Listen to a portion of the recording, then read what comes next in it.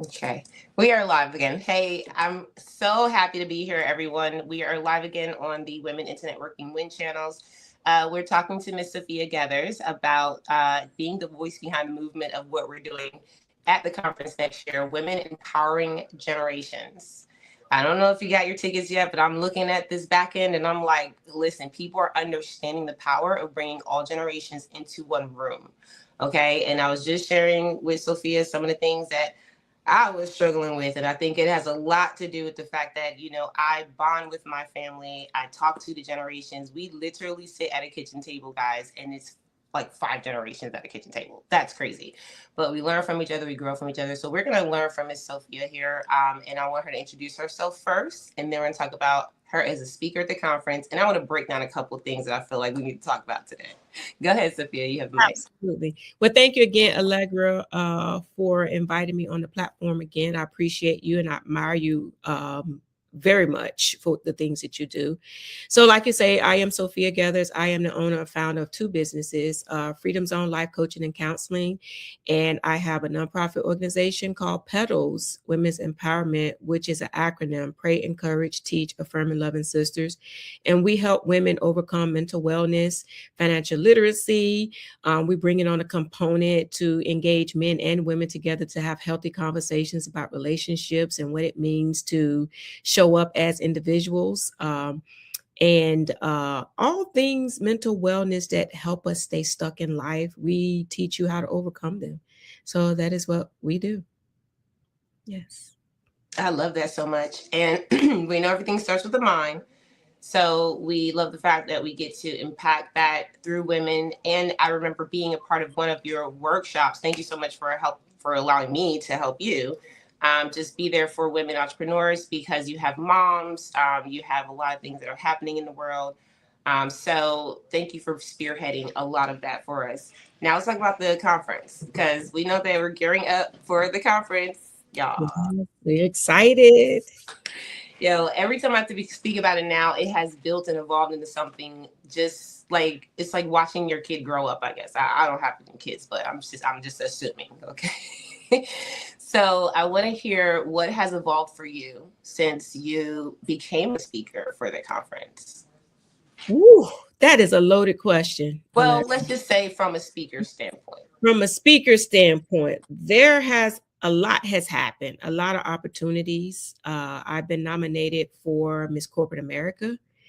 I have been able to talk with one of the local judges to bring Petals into the court system.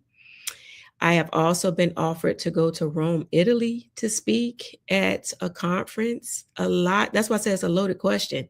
I've also been invited as one of the chairpersons to sit on the board for mental health for Fayette County. So there has been a lot going on since we talked maybe 3 weeks ago. Yeah, a lot has happened. I had another huge donor to donate to my nonprofit organization. So when I tell you God is showing up and showing out, yeah, that is when we do what we need to do and doing it while scared, endless opportunities happen and it finds you. You don't have to go looking for it. Yeah. That's a lot. That's pretty powerful. So you've gotten so many opportunities as a speaker, and I know that there's so many other areas of expertise that you have. But being on a stage and being able to impact so many lives, right? We know how powerful that is. What are some of the things that you look forward to bringing into the room? And I know we asked this question before, but as far as evolution is concerned, it was only 2 weeks ago. Okay. Yeah. And now we're here. So let's revisit that feel and that movement at the conference so people know when they walk in the room, what they're going to feel when they're around you. They really don't want to miss the conference. Whether I'm speaking or someone else is speaking, there will be a lot of information that everyone will walk away feeling inspired. But particularly for the things that I talk about is how do we strengthen our mental health? And it's cliche, it's a stigma when we say talk about anything mental health. I like to give it a softer approach that everyone struggles or have challenges with their mental capacity. Based upon the terms that we use, it can be a daunting conversation, but it can be a gratifying and a conversation that we can have to enlighten each other because it's not talked about enough. And mental health has such a bad name that a lot of people are afraid to say, hey, if we have something wrong with, our hearts, or we feel like we're about to pass out, we go to the hospital. But when do we ever have conversations to say, hey, my mind has a cold today, right? Can I go and get support with that and not feeling like I'm being shrinked or therapized? It's not about that. It's about how can I show up in my mind as healthy as possible. So I am trying to soften the conversations of mine around mental wellness because it's not a scary thing. It's what the average human being faces every day. The simple thing as anxiety and depression that every human being experiences. Why not educate yourself on how to overcome it? Minus the shame and judgment. Yeah. I'm literally like, oh, I'm trying not to rock. It's like the stimming for me. Yes. um, Sophia, every time I get in a room with you, I always know that and thank you for acknowledging it. You have so many amazing speakers, guys. You're going to get so much from this conference. However, I will say that the conversation around making your mental health just as important as your physical. Yes. I've heard that. I've said that. I think it is stressful. Okay. But I also think it's doable. And I'll say this before we'll go down it real quick. Guys, make sure that you follow Sophia and get to know more about what she's doing. Because sometimes we normalize things. Like I just told y'all this morning, I had all this stuff coming. Well, I didn't tell y'all. I told Sophia. This morning, I woke up early and my brain is like doing all this stuff. And I'm literally, because I'm aware, started speaking in my head to my brain and saying, you don't have control of me. But isn't the brain so tricky? Oh, it's so disrespectful. It's like what I like to call it. You either face with stinking thinking or the disrespect of your mind just going all over the place without your permission. And I like to create funny analogies when we talk about the brain and how your thoughts can disrespect you to allow people to understand that when we can talk to ourselves in our brain to make it calm down and to align it back to the present moment, you've already crossed over a lot of obstacles there. Because how often do we wake up and I guess we talked about this earlier, that your mind goes straight to something that happened years ago. Doesn't have anything to do with the present moment. That's the disrespect. What I'm talking about. How often do that foolishness live in our mind rent free? Like your mind should pay you for some of the foolishness that come up.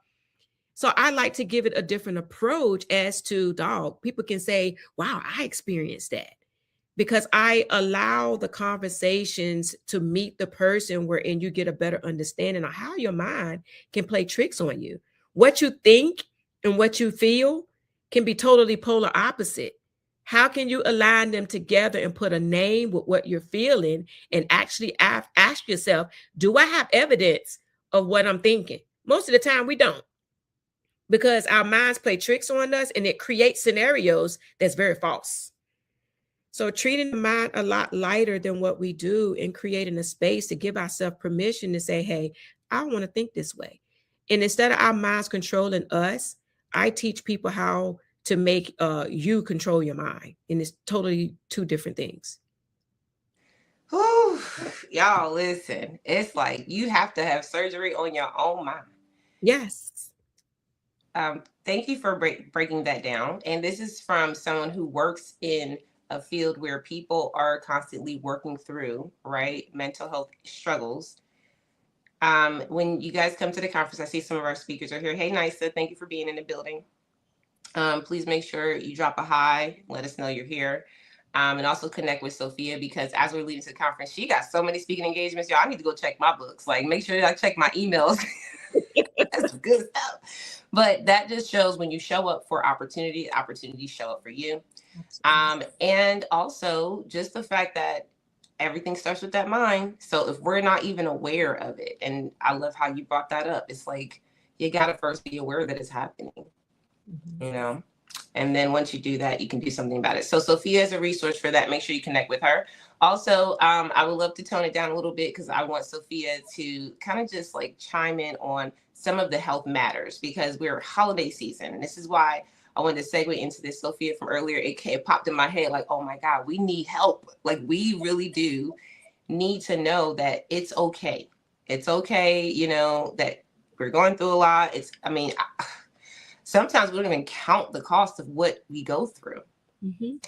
So, is there anything that comes up for you that you would like to say, as something that you see a lot in today's, time at holiday time, and what we can do to kind of regulate that, whether it's emotional, physical, mental. But I'm leaning more on the mental side. Is there anything that's coming up right now that you see a lot, and just your advice for that? Yes. So with the mental, it comes with a level of physical also because you can get mentally fatigued and it can be similar as physical fatigue. But when you have a combination of both, now we're talking about anxiety and depression. And there's levels of depression and it should be levels of anxiety. But once an anxiety attack hits you, you are maybe in fight, flight, freeze, or fawn mode. So, what is your response? Can you identify the difference between anxiety, depression, and pure laziness or procrastination? Because there are differences too. Sometimes we blame procrastination on depression or anxiety is when our minds or our body is trying to tell us to do better and we talk ourselves out of it. We create a space of anxiety. And then when we talk ourselves out of taking that next level and it doesn't happen the way we want, we get frustrated with life. So it's like a catch 22. What do you want? And a lot of mental health disparities that we go through, a lot of them can be prevented based upon if you're willing to educate yourself. Just as we educate ourselves in school from grade school to from elementary to middle and high, we have to look at our mental health in the same way. How much are you willing to educate yourself on how to overcome appropriate coping mechanisms? Because it's easy to go to grab a bottle or smoke. Those are levels of coping, but they're not healthy coping because it only masks the issue for a certain period of time. And then if you're using that to cope consistently, now you have a level of addiction. So would you rather have a healthy coping mechanism that you can use with a snap of a finger, or would you choose to use something that shortens your lifespan and it deteriorates the way you think? So most times when we go through disparities, the simple thing is noticing your heart rate. Simple thing is noticing if your hands get clammy. And sometimes people, like stemming your rock, trying to figure out what is going on. If we learn to listen to our bodies, it will tell you what it's going through, but you can't always respond to what your body is feeling because your mind will tell you, oh, I'm going crazy. No, you're not going crazy. For one, you might be mentally stressed. You could be emotionally stressed. You could be financially stressed. You can be socially stressed. And then you can be malnourished, which is a level of stress. So when you have a lot of combinations of these things, sometimes you would have to take some type of medication to bring you back to an alignment. But how often do we starve ourselves from lack of nutrients that also have a lasting effect on how your brain thinks? So a lot of things are in combination. So if you're eating chips and Doritos and drinking soda 24/7, more than likely you're not going to show up in your best mental health space. So a lot of these things work together conjointly is because we don't take care of ourselves. So the most thing that I see is people are experiencing a high level of anxiety because we are uneducated on the symptoms. We are uneducated on this space wherein anxiety and depression doesn't have a color, it doesn't have a gender, it doesn't have a name or an age. It's so disrespectful that it will attack anybody at any given moment. So it doesn't matter who you are, what you are. So if we are compounding on past traumas, if we are compounding on sour relationships and your own personal issues, sometimes we got to take a step back and say, okay, what am I contributing that's exacerbating my anxiety? What am I going through? Because certain generations or a certain class of people rake too much under the rug. It's okay to expose things. It is okay to say, I am not okay. It is okay to say, I need support. But when you're seeking that support and coming out of that denial phase, connect with someone that will meet you where you are. That's non-judgmental, that will help you cross over that threshold and basically guide you, hold you accountable in the most loving way. Because you can't trust everybody in your space to make you feel worse than what you already feel. So just like you just won't put on anything when you wake up to go out to work, you just don't put on any type of mentality. It's about showing up as your best self, but giving yourself permission to take that phase without embarrassment. There's no need to be embarrassed if we struggle with anxiety or depression because it's a real thing. You didn't ask for it. So why accept something that you didn't ask for? And actually, human beings can actually give you mental health issues based upon how much you accept from people. And a lot of times we don't realize that. Family can cause mental health issues, relationships, even your job can cause you mental health issues. Road rage can cause you mental health issues. But it's one of those conversations that we are afraid to talk about. And I am trying my best to break that stigma, to have healthy conversations, because I promise you that anything that I bring up, it resonates with somebody in some shape, way, or form. They just haven't had the opportunity to have healthy conversations about it. So that's where I come in, to lighten the conversations and to take away the stigma behind why do we struggle the way we struggle. It's because we're uneducated about how we feel, think, and how we process things. That's the narrative of overcoming mental health. Just like, wow. Yeah. Y'all, listen. Um, Cynthia said, clock it. Come on, Sophia. I can't even put the comments up quick enough. Y'all got so and I'm also here. If y'all see me rocking, she's right. Like, I know I do a stemming process, and sometimes it could be for different reasons, but right now there is such a peaceful joy, but excitement just rising up inside of me. Because number one, when we come into the room for the conference, this is what y'all get, plus plus plus plus plus. Just being able to be around Sophia and understand what that looks like, and also that she works with people every day that deal with mental health concerns. And I myself just shared with her something that happened this morning, and she's like, "Yeah, that happens.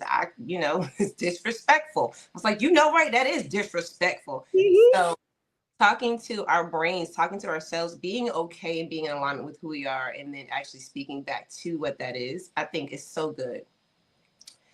Y'all, we do have to tune this down because I hear y'all in the comments. I hear y'all shouting in the comments. Nice to say exclamation, exclamation, exclamation, facts. Yeah. All right, we do have to go. I appreciate everything you said. I just wanted to make sure I paid attention to some of our viewers. Ricole is another speaker. Thank you for coming. She said, yes, the WIN community is a space for me. Cynthia Ellis said, that's so true. She just had a friend tell me we're diffusing in 2026 and no longer feeding the tension. I hope I got that right. Go down there a little bit. And I love that because this space, it is the WIN communities for me too, because in these safe spaces we get to have the conversations. Because one thing you said popped up, and it's the last thing I'll say before you give us our words to take away. My 92-year-old grandmother was part of solid generation. Okay, I told Sophia there's 5 generations sometimes that sits at our breakfast table, right? I'm with my nana, my mom, and my niece and my sister comes in there. We're literally, right, maybe 3 days out of the week get to do that. That's a blessing. Yes. When I get to sit with my 92-year-old nana, and sometimes this is what I'll have to do, guys. I have to rub her hand to calm her nervous system, Mhm. and I have to say, Nana, it's okay to share. Yeah. Because in their generation, it was not okay. Mhm. Think about the mental, confusion. So go ahead, Sophia, anything you would like to leave us with, because I definitely got blessed today. But I'll take what you said and really, you utilize what you're teaching us now, leading all the way up to the conference, and hopefully we get somewhere there. And also for you guys that haven't gotten your tickets, you can see clearly we're going to be healing a lot in that room. Any final takeaways and what you want to leave us with? Absolutely. So the final takeaway would be don't leave 2025 and go into 2026 with the same patterns and on that same hamster wheel, right? Leave the past in the past, create a space to experience a new future. And it is okay to say, I do not want to approach my new season with baggage.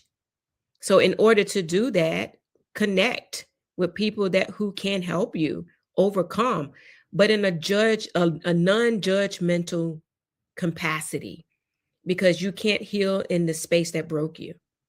So if you find a space where someone can help you, or even myself can help you transition, it's okay. But you have to want it. You can't just say it, but you have to want the change. You have to have enough motivation within yourself to say, I'm sick and tired of being sick and tired.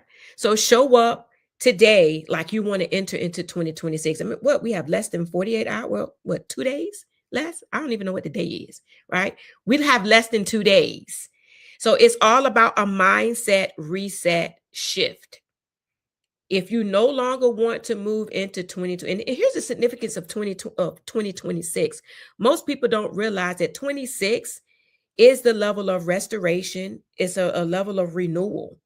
So if we look at the timing of what the year is, and actually 2027 is the year of completion. So 2025 is a reckoning, helping you to overcome. And I'm sure a lot of people have went through a lot of hell and high waters in 2025. This was the year of grooming, separating the weak from the strong. So in 2026, all that you went through in 2025, you should not want to take it into 2026. 2026 is shaping, molding, refining. So now you have 12 months to take it to another level. So by 2027, you'll receive everything back where you thought was stolen from you. So how are you going to show up? How are you going to show up in 2026? Some of those friends that you used to hang around, they can't take it with you to the next level. It's okay to let them go. Certain family members, you can't have healthy conversations with them because broke people want to be around broke people. If you want to be somewhere on the next level, sometimes you got to cut the root where it is, start out fresh. It's lonely at the top, but I promise you, can't nobody bring you down when you're at the top. So that's all I wanted to leave with you. If you want to show up as your best self, you got to show up and do it even while scared. And I promise you, you will see a tremendous change if you just show up as you desire to be. Affirm yourself. Allow yourself not to stay in stinking thinking because your brain is very disrespectful to you. So you control your brain and your brain should not control you. And I can teach you how. So that's all I have. Sorry, Nysa threw her shoe across the room, honey. I wanted to get up. Thank you for that. Yes, honey, she preached today. We are definitely going to walk into this conference with authority. So thank you so much, Sophia, for giving us that motivation, inspiration, also that confidence. Thank you all for joining us. I see y'all in the virtual building, and I see you guys are getting your tickets too. And I know that I will be able to, be a part of this experience with you in the room. I'm excited because as the leader and the organizer, it's different up here, right? Because like all the moving pieces. But when we get together and we have these conversations, y'all, it makes so much sense as to why we do what we do. And so thank you so much, Sophia. Make sure you guys join us for our next live stream. We'll have some more individuals coming up in the next week. We also want to wish you a happy new year because I think this is the last time we're going to see Sophia on a live stream before next year. So thank you so much for those words for next year as well. Y'all have an amazing night and we will see y'all later. Be blessed.